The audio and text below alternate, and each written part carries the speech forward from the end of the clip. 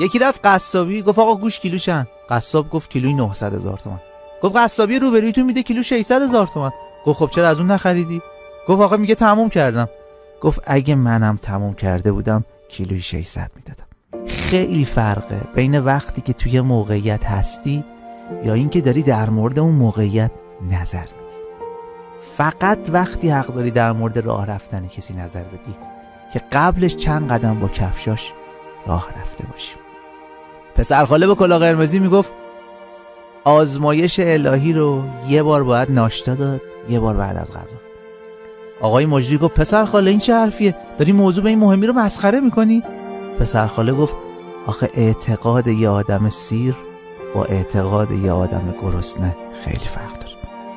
هیچ وقت جمله اگه من جاش بودم فلان کارو میکردم و به زبونت نیار. تو جای کسی نیستی.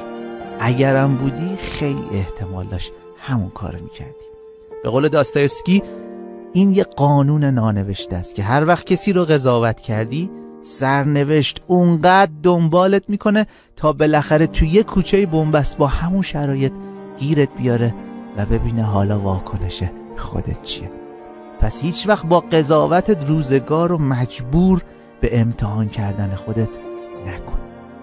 ما نمیدونیم اون دیگری تو این روزا درگیر چه جنگیه و مشغول دست و پنجه نرم کردن با چه دردی.